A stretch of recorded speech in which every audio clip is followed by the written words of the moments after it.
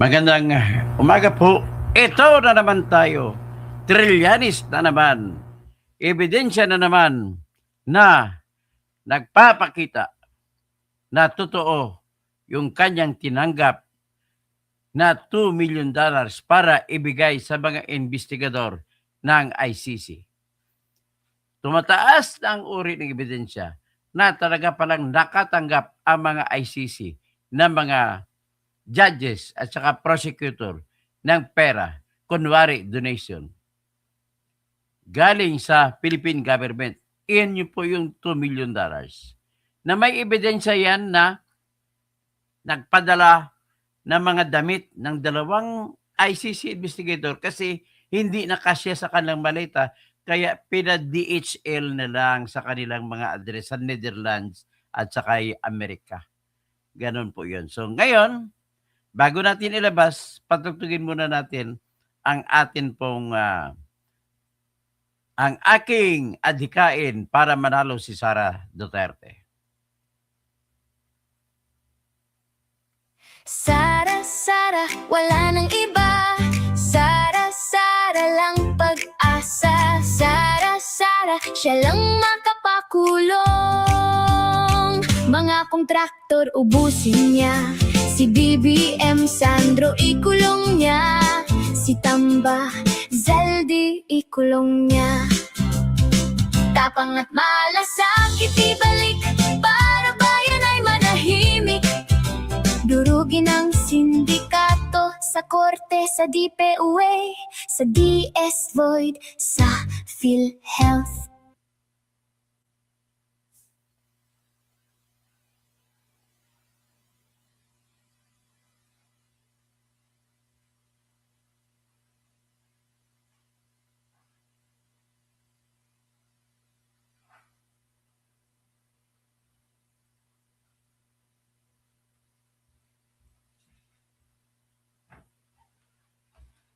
Okay? Ulitin lang natin ito para masaya. Pero ipakita natin, iba muna yung aking musika.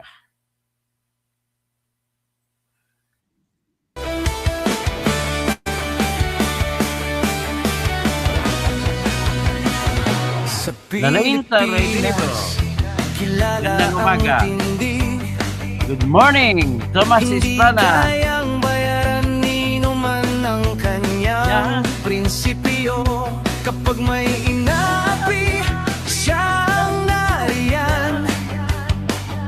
Kapag may bayaran, siya ang hadlang. Hindi siya tiklop sa pananakot ng iilan. Hindi siya alila ng sino mang mayaman. Kung ang kapangyarihan nila ay inaabuso, hinahawi niya yan mano-mano. Kapag ang taong bayan ang nasasakal, siya ang unang sumusugot, tumatagal. Hindi pera ang sukatan ng halaga, kundi kung sino ang lumalaban para sa masa.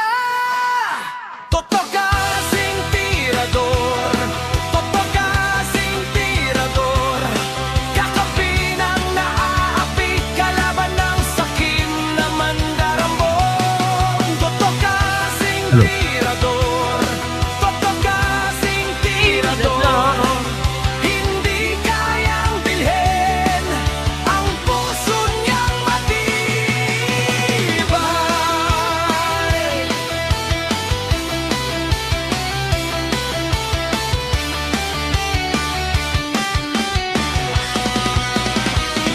Mga magnanakaw sa pondo ng bayan,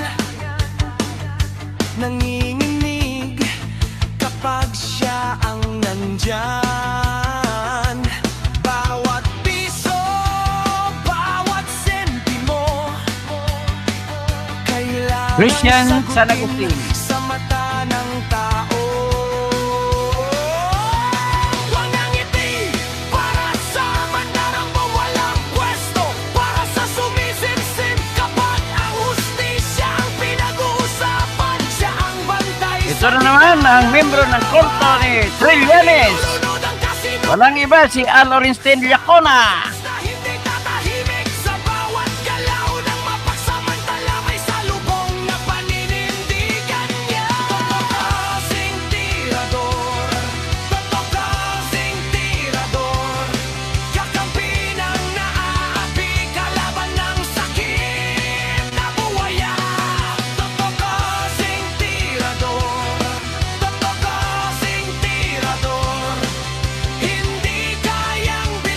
ng palakpakan. ang puso Paki-like, share, paki-like, share.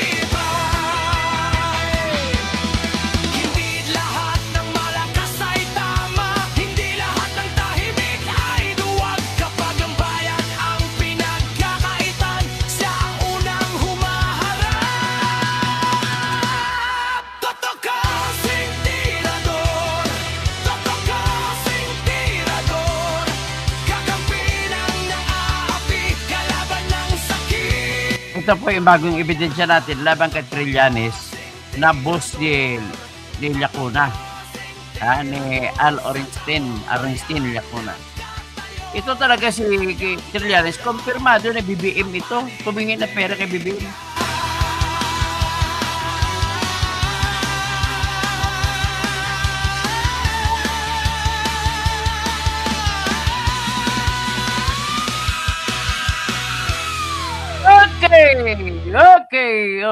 Okay. Ito na ngayon. Dito na naman tayo sa Umpukan ng Bayan, ang channel ni Dr. Toto Tirador. Magandang umaga, maayong buntag, Maria Fema, ang akong amiga dugay na kaayo. Kumusta naman kakaron? Diin man kakaha? Nakaba sa Cebu? Anyway, let us move forward. At meron tayong nakuhang mga ebidensya na text message. Nag-text po si Trillanes sa isang marine. Isa sa 22 na po sila sa ngayon. Isa sa 22 marine. Classmate, batchmate ni Trillanes sa training. Kaya tawag niya batch book. Sabi niya, bibigyan kita ng 10 milyon. 5 milyon sa iyo, 5 milyon sa akin.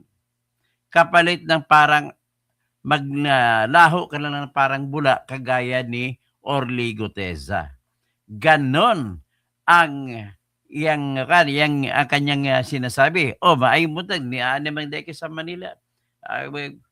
Sige, kung og na kay time, panganha sa ako asa ko, dili na ako inansyo og asa ko, kabalo man kakaside man ka.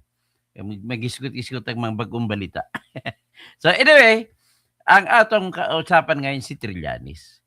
Ito po yung pag-alok ni Trillanes ng 10 milyon sa Marine kapalit ng pagbawi at katahimikan ay nagbigay lamang ng dagdag na ebidensya na talaga nagbigay siya ng $2 milyong sa investigador ng mga ICC na sina Chantal Daniels.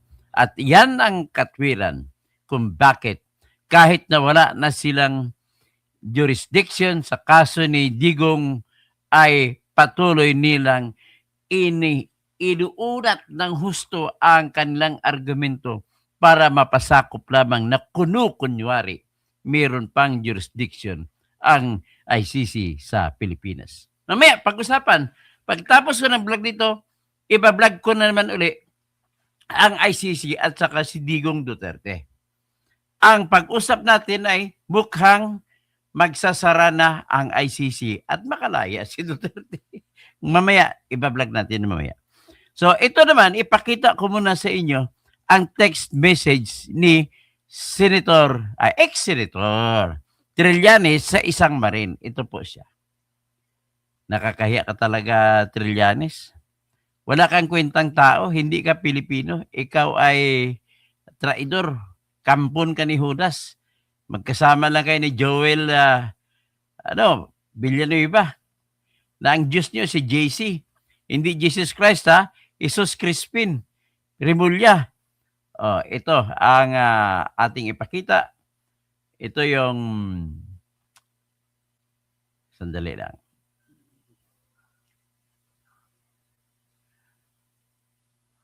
Ayan, ipakita ko na sa inyo. Yan po yan.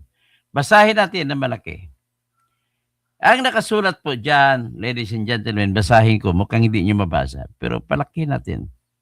Malay mo baka mabasa nyo pa rin. Nakasulat sa itaas, magkaroon ka at magkaroon ako. Galing po kay Trillanes yan. Papunta yan kay isa-isang marine. Pero ang maganda nito, sabi ni Trillanes, maatras ang mga kaso mo. Kasi kinasuhan siya isa sa kinasuhan ni Trillanes ng libel at saka perjury. So, iatras na daw ni kapalit ng 10 million, iatras pa ni Trillanes ang kaso. At saka kabats tayo, yan ang importante. So, ito, sabi ni Trillanes, pag ma-okay ka, ganito, magkaroon ka ng 5 million, iatras ang kaso, then mawala ka na sa media, parang Guteza na wala na. 5 million ka, book. Meron ako 5 million. Tulungan tayo, book. Magkaroon ka at magkaroon din ako. Ang importante sa lahat, mawala ang kaso mo din. Manahimik na lang, book. Kung kakasaka, unahan na natin. Pag sure ka na, saka ko na ilatag sa kanila. I-sure muna natin na makuha natin ang pera sa atin, book. Pag tumalon ka, manahimik na, then wala na, parang bula. Yan ang text message ni Trillanes sa isang marine. Grabe. So diyan mo na na-confirma. Diyan mo na-confirma kung gaano kasama itong taong ito si Trillanes. Mismo bayan niya, ibebenta niya sa ngalan ng salapi. Konfirmado na yan. Kapalit niyan ay hindi pag-imbestiga sa flood control. At kung hindi maimbestigahan ng flood control, ano mangyayari sa bayan natin? Makakaligtas ang mastermind na si Bongbong Marcos. Ang pangalawang mastermind na si Martin Romualdez. At ang pangatlo, kanilang ginagamit na si Saldico. At ang kanilang Reyna ng flood control na si Lisa Araneta Marcos. Ebidensya po yan.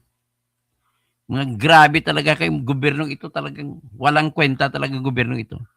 Ini-imagine ko kung ano na naman ang isasabihin ni BBM pagdating ng SONA sa July 27, 2026. Dati, ang sinabi niya, mahiya naman kayo! Ano ngayon sasabihin mo? Oh, ano sasabihin ng boss mo? Andres Sabungan, ha? Kalbo, guni-guni lang daw. Binasa ko na nga yung text message si Trillanes, guni-guni pa. Kayo po mga multo. Kasama ninyo sila ni Luistro sa impeachment na kung saan yung mga testigo nyo ay mga multo. Si Mary Grace Piatos, multo, at iba pa na mga 2,000, 1,000 na mga nakalista sa Philippine Statistics Authority at mga kuno, mga peking pirma na sinabi ng NBI, mga multo. Paano mananalo ang kaso kung testigo may multo? Ay, nako. O ito, klarong-klaro ito. Sigurado po kasi, ang isang dahilan kung bakit talagang si Trillanes ang nag-text nun, tinago lang nga ni Jojo de Guzman. Si Jojo de Guzman po ay isang mataas ang reputasyon niya sa akin sa paghagilap ng balita. Naibigay kay Jojo de Guzman yun. At kung bakit naman gaganon, hantong sa ganon si Trillanes, sapagkat po ipit na silang lahat. Pinasabi lang yung kay Trillanes, pero ang tao sa likod ang nag-aalok ng 10 milyon.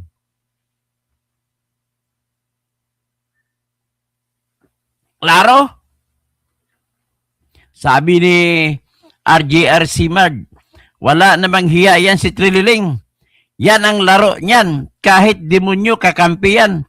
Magkapera lang. Pati bangag pinapaikot. O pati si BBM pinaikot niya. Kinunan niya ng pera para ayusin ang mga Marines. Hindi niyo ba alam? Nung tumakbo siya ng mayor ng Caloocan, binigyan siya ni Lisa Araneta Marcos ng pera pang kampanya. Narinig mo ba si Trillanes na bumabanat kay BBM? Wala. Kahit pinsan. Kaya yan ang peking oposisyon. Sinasalaula pa niya dyan si Leni Robredo. Yung nakaraan, sana magprotesta sana si Leni Robredo sa eleksyon laban sa boto ni BBM na 31 million. Pero hindi natuloy sapagkat sinabihan na siya ni Trillanes, ma'am, confirm po sa on the ground na talo tayo. Grabe ka, Trillanes. Ikaw ay traidor. Wala ka na kung nakitang tao na kasing traidor mo. Nagkukuntisan lang kayo ni Lacson. Ito si Lacson naman. Busog na busog siya sa smuggling sa simento na ang kanyang anak ang nagpapatakbo. Mario Morales, ghost at AI witness na sa win ng Black. Wala na yan si Trililing. Grabe to si... Ngayon, isasalang siya ng prosecution bilang testigo. Ano ang mapapala ni Trililing? Wala. Maliban sa pera, kumikita siya. Ginagamit niyang isyong ito para kumita siya kay BBM. Niloloko niya rin si BBM saka si Lisa Marcos. Para kumita lang. Niloloko niya bang opposition? Kunwari opposition siya, punyeta ka. Ang bahay mo dyan sa number 28 Duhat Street sa Antipolo Hills. Isa sa first class na subdivision sa Antipolo City. Diyan ka pala nakatira. Bakit ka tumakbong mayor ng Caloocan? Hindi ka naman nakatira pala sa Caloocan.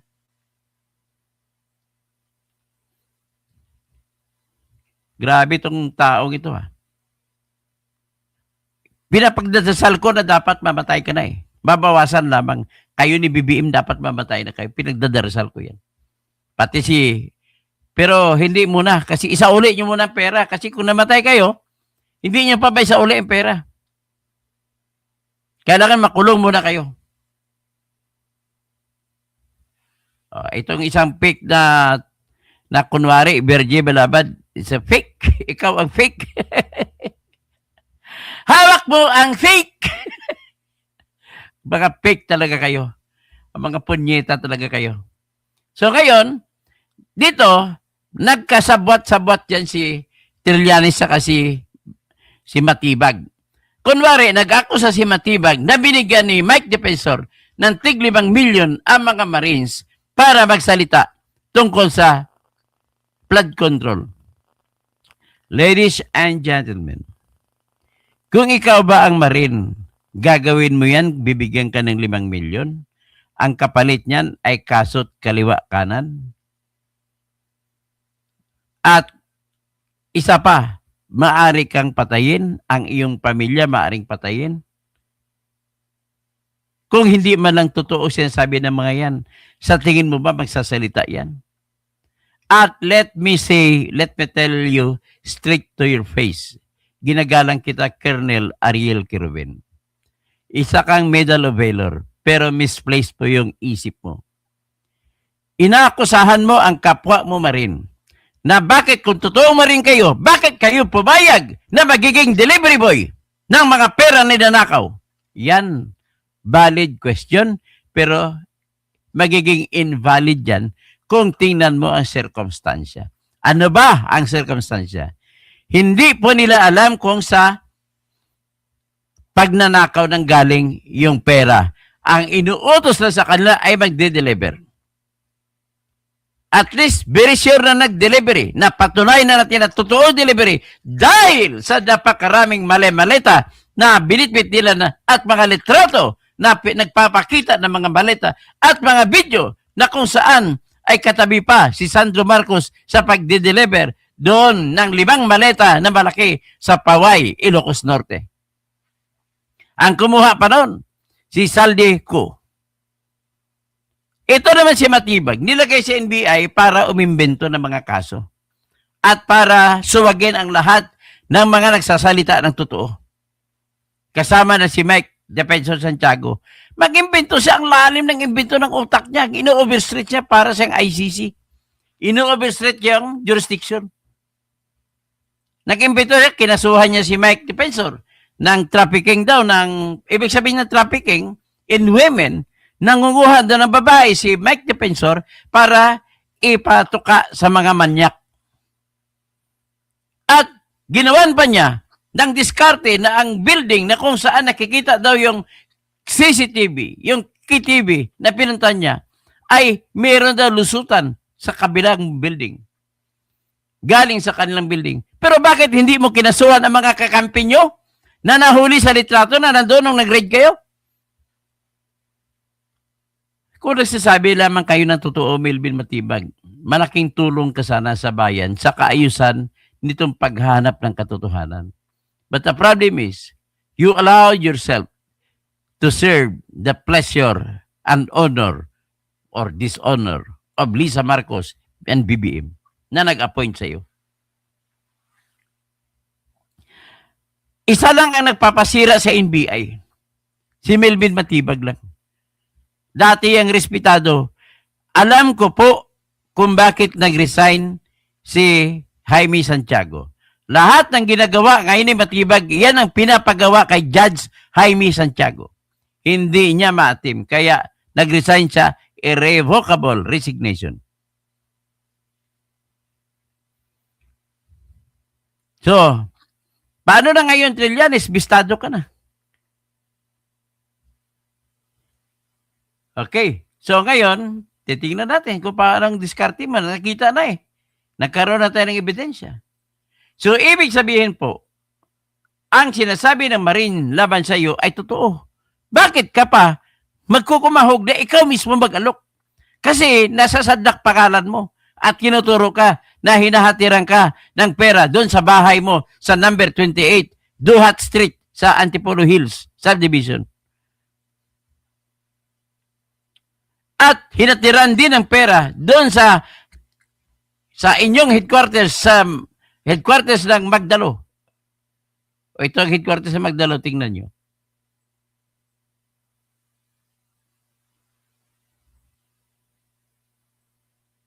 Ayan, headquarters na Magdalo. Diwa Magdalo daw. Wala na tong kwenta. So, it lives up to its true spirit and meaning, itong Magdalo. Bakit?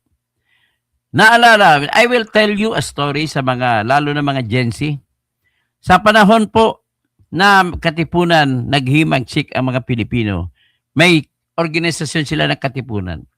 Naghati sila, ang isa sa grupo ni Bonifacio ay Magdiwang. Ang grupo ni Aguinaldo ay Magdalo. Tapos, nung nagkaroon sila ng election sa Tejeros, bago magkaroon ng eleksyon, tumawid ng dagat galing Tondo.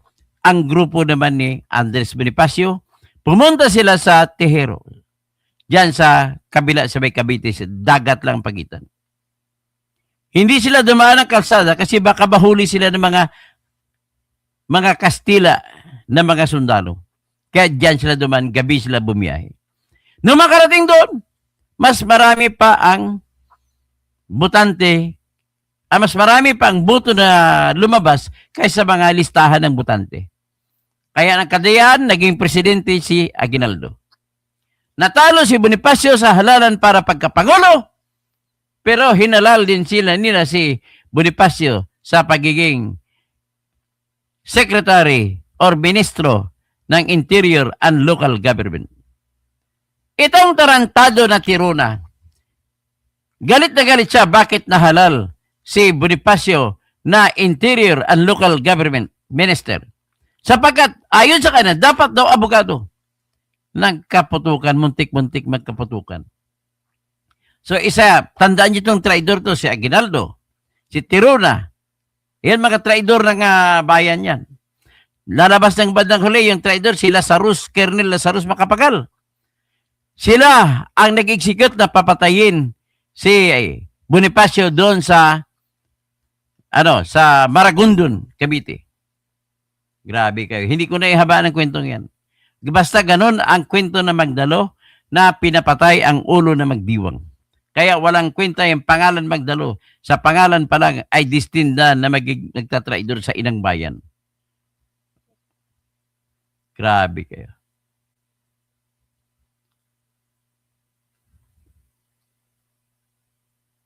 O, ito naman. Pag-usapan naman natin ito si Sergeant Alex Bonifacio. Basahin natin ang kanyang sinabi. Marine, ex-marine ito.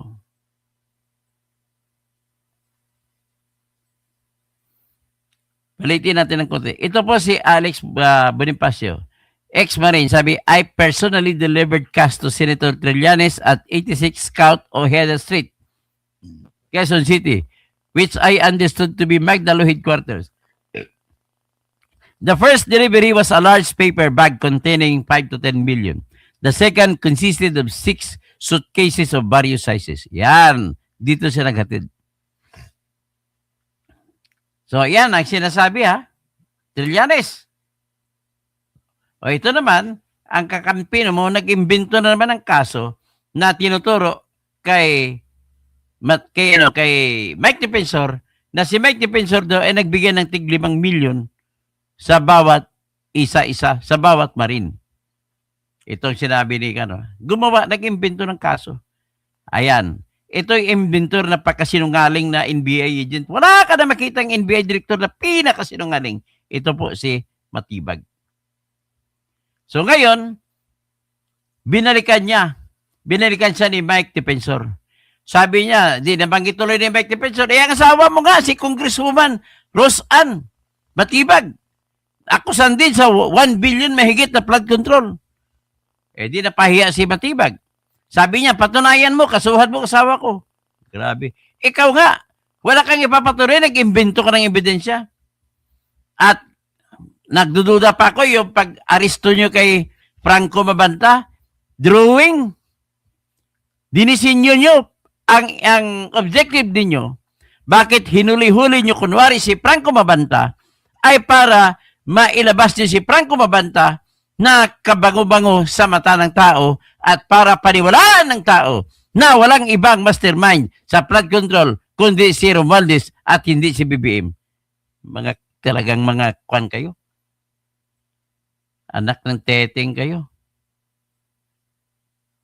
O, ito naman. Muling binuksan daw. Ganon din. Muling binuksan ang investigasyon sa ex-marriage. Kahit ang investigasyon mo dyan, hindi magbabago po ang katotohanan. Mababago mo lamang pansamantala lang yan, pero hindi katotohanan. Kundi, ang binago mo, ang tawag dyan kasinungalingan. Ito naman, pasalitain natin ang mga Marine. Walang makukuha mga Marine to. Panay, perwisyo lang sa buhay nila ang nakukuha nila. Magsisinungaling ba ito?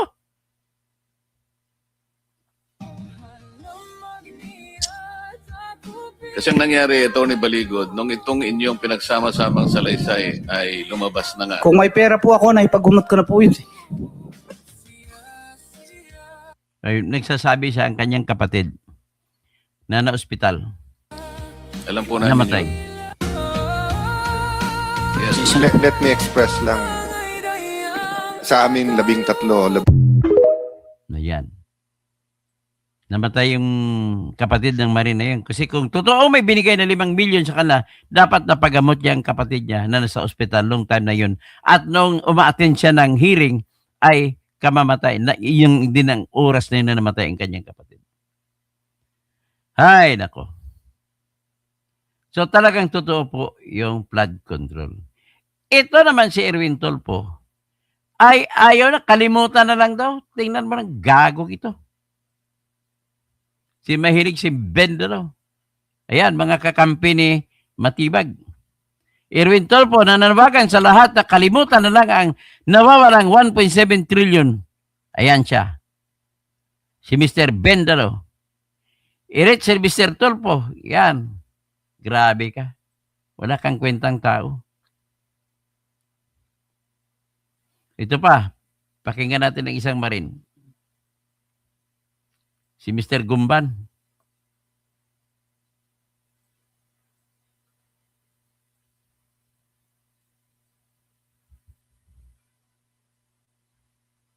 Okay. Yung pangalawa po, 6. Ano? Umaga po Yes. yun. Ako po yung involved doon kay Senator Erwin Tulfo. Sa Sir, kanya naman, siya naghatid ng maleta na 6 na maleta at saka 2. So, balo lahat. Binigay niya sa Green Hills na bahay ni Senator Tulfo. Senator ba yan? Hindi ayaw kong tawagin Senator. Ni Erwin Tulfo. pangalan tapos pakikwento na lang yung circumstance. Ako po, sir, si Bernard Gumban. Bali po, nakapag-deliver po ako doon kay Senator Erwin Tulfo ng 2 beses. Yung una po, 2 maleta, tapos yung pangalawa po, 6. Ano yung 2 maleta? Anong size? Maliit na po, small tsaka medium siguro. Small. Ano ulit laman ng small? Nasa 20 to 25. Okay, and then medium. Yung medium po, Ay, medium ata yung 20 to 25, no? Tama ba? maliit po. Yung small po, Okay, tapos yung medium. nasa 40 to 50. Okay, so ang dineliver mo is from 60 to 70. Okay. Tapos yung pangalawang beses po, Your Honor, 6 na malita na po. 6 na gano'ng kalaki? Halo-halo po. Halo-halo na. Opo, Your So, Honor. Your Honor. even assuming small lahat, kung 6 sa 25, at least 150. No, at least. Saan ng first at saan yung second delivery? Dito sa may bahay niya po, Your Honor, dito sa Green Hills. Hills. Paano nyo alam na bahay niya yun? Tinanong ko po si Mark Tiksay. Sabi ko, Boss Mark, kaninong bahay po ba yun? Sabi niya kay Senator Erwin. So pagdating nyo doon, katulad ng kwento doon sa Ilocos, so may sumalubong, kinuha lang, pinapasok kayo, paanong... Bali po, Your Honor, si Mark po, tsaka si Boss Mark, si Mark Tiksay, tsaka yung contact doon sa bahay ni Senator Erwin, sila po yung nag-uusap niyan. Tapos pagdating po doon sa bahay, ibababa po namin yung mga malita, tapos ihatid doon sa loob. Yung nagre-receive na po yung si Boss Mark na po, tsaka yung nagre-receive yung bala. So hanggang saan ka nakapasok? Nakapasok po ko doon, yung bahay po may basement eh. Hindi na hanggang sa ano lang. Yung basement, Pababa. kasama kotse or bababa? Hindi po, Your Honor. Yung malita po, Yung maleta. Tinulak. So yung kotse sa parking lang kayo, sa labas lang po ng bahay. tapos nadala yung maleta hanggang sa basement. Papasok lang po kasi may sumalubong na po doon yung... Okay. ano So po kung yun. halimbawa dadala namin kayo dun sa mga lugar na sinasabi niyo, matuturo niyo na ito yung bahay tapos Yes, masasabi Your niyo Honor. dito yung Yes, sir. basement. Yes, sir. Opo. Third lang, O yan Klarong-klaro So paano pang sasabihin natin ito ngayon? Klarong-klaro yan. So, isa lang po ang maklaro ko dito, nagkaroon po ng nakawan sa flood control. Pero ito naman po, nais ko lang ilagay si Attorney Baligod kasi binibiran na si Attorney Baligod. So tingnan natin ang balik naman ni Attorney Baligod na abogado ng mga Marines. So, sabi ni Attorney Baligod, sa sagot niya kay Trillanes, bakit kailangan nyo pang opera ng 10 milyon ang mga Brave 18 na Marines?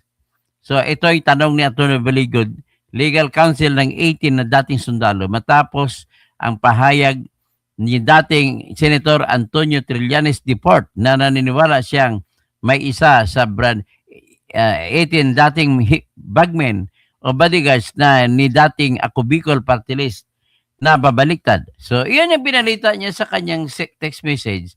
Nung nililigawan sa text message, iyan daw ang babaliktad. So, iyan ang kwento ni Trillanes. Sa isang social media post, kinwesto ni Baligod ang pahayag ni Trillanes at ibinahagi ang screenshot ng umano'y mensahe ng nag-aalok. Ayun, binahagi pala ni Atty. Baligod itong screenshot na binasa natin kanina. Kalakip ng post ang screenshot ng umano'y usapan na nagsasabing pag may okay ka, ganito ang magkaroon ka ng 5 milyon, i-atras ang kaso. 5 billion ka, Bok, meron ako 5 tulungan tayo, Bok, magkaroon ka at magkaroon din ako. Nakakagulat din sa naturang mensahe. AI ang importante sa lahat, mawala ang kaso. At importante sa lahat, mawala ang kaso. So, ganun po talaga ang ginagawa nila. So, ito bubuksan ko lang yung website ni Attorney Baligod. Baka may bagong balita sa kanyang website na kaugnay sa ating pinag-uusapan sa ngayon.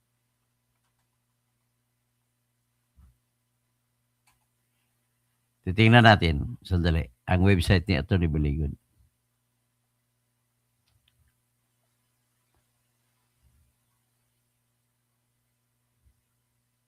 Wala pa namang bago. So, anyway, maghanap pa rin ng iba.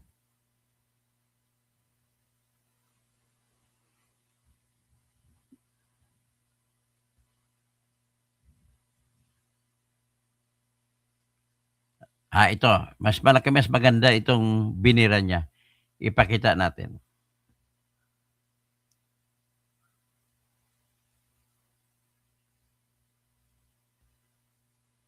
Ito, pakita ko sa inyo.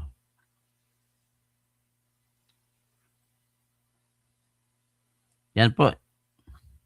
So, June 27, 2026, post ito ni Attorney Baligod. Sabi niya, ito ba sinasabi mo, Trill? Bakit kailangan pang opera ng 10M ang bawat isa sa... 10 million kada isa? Ang kay Mike Defensor, 5 million lang sila. 10M naman bawat isa. Tapos ang 5M, kukunin ni Trillanes. So kikita siya, 5 times 10 is 50 million. 5 plus 40, 90 million kikitain niya. Grabe ito mag-commission si Trillanes. Attorney Libito Baligod kay Trillanes, bakit kailangan yung opera ng 10M ang biitin? Ito po ang sinasabi mo, Trill. Yan. Yan po ang klarong-klaro. So, tingnan natin ito. Kasi sabi nila may...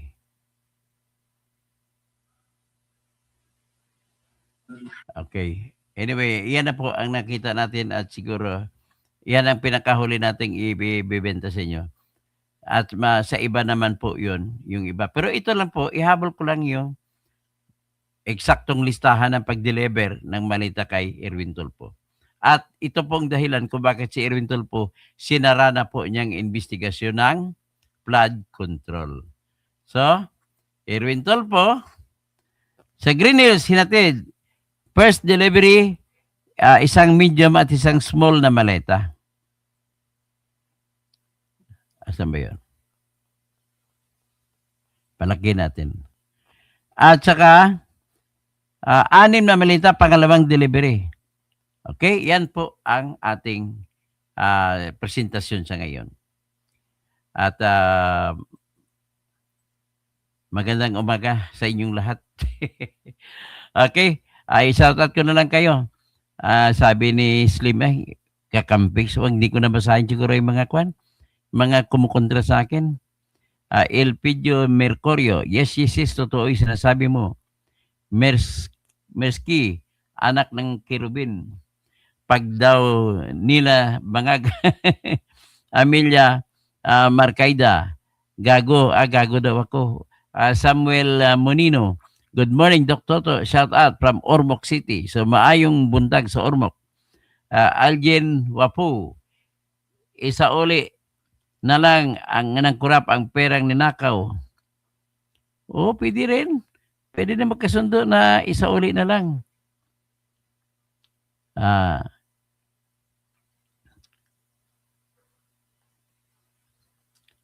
Ginger Lacorte, Bingliwag, booking na ako. Tapos sabi niya, kalbo, guni-guni daw. So, Mario Morales, grabe ang gobyernong ito. Erlinda Vicencio, hello, Attorney Kausing. Maria Fema Duterte, Diaz Manila. Gusto ko magkita. Bergie Balabad. Sige, ikaw kita. I-messenger kita, Fems. Tabagan kita. Elpidio Mercurio. Yes, ito totoo sinasabi mo. Merski, Amelia Mercada, Samuel Manina, LG Wapu. Tapos Bombi, Maayong Buntag, Don Toto, RGR Smart. Yan na naman si Ginuban. Sino? Si Kirubin. Si Kirubin naman tinira. Joel Blaton, basta Kabitenyo, kabag-anak ni Emilio Aguinaldo. Kulang mo lang sabihin, basta Kabitenyo, traidor. Si Lacson. Johnny Abrasado, may hilig sa PC. Hindi po fake news ito, totoo po ito. Sorina Labaya, grabe ka, balbalan itong Mr. Bendalo. Tapos, sino pa? Magic Mikey, isang palabas lang pala ang nangyari kay Franco M. Sorina, hindi ako naniniwala kay Franco M. Sorina Labaha, walang dahilan para magsinungaling ang 18. Endgame, Ignacio, Dr. Edgar Nasio. Dr. Toto, good morning po. Tapos kay Samuel, tama lang na yun, katuto, hindi dapat tinatawag na senador ang taong sangkot sa anomalya. Sorina Jabalya, please like, subscribe. subscribe po kayo. Yung hindi pa nakasubscribe, mag-like at saka share, pakishare po. Para ma-break, nakasyado ban po kasi ako ngayon. Bing Liwag, may pag-asa pa, Sir Toto, na mag-hearing. Mukhang wala ng pag-asa, hindi na matuloy at ang Blue Ribbon Committee. Alvin Duhapa, kung kredibilidad ang pag-usapan, walang Panama itong si Baligod, kaya kayong didisit, tigilan nyo na. Ay, kayo pong walang walang kredibilidad. Mas kaming mga DDS ang mas may kredibilidad sa ngayon kasi may ebidensya kaming hawak. Tapos, Rene Ranua, good morning. Sorina Hajabalia, Jane Yap, matatapos na po live ko. Ramon Borcelo, sobra ka pagiging pagnanakaw nitong administrator na adik. Jose Lito Sumaliling, maayong buntag Dr. Kasing watching from Puerto Princesa. Maayong buntag diha sa Puerto Princesa kay Councilor Elgin Damasco. Maayong buntag kanimo, konsyal. Michelle Baste, Tonya Trillanes na alok 10 million ng Marines sa Marines. Saan niya galing? Yan, sa kanya, galing kay Lisa Marcos, galing kay Bongbong Marcos, para hindi na magsalita itong mga umako sa kay Bongbong Marcos. Sabi naman ni Magic Mikey, sabi po ni Sen Erwin, kay Jessica Soho kahapon, si Erwin, 400 million. Wala yan. Wala pang media na makakita ng 400 million. Loko-loko yan si Erwin Tulfo. Good morning, attorney.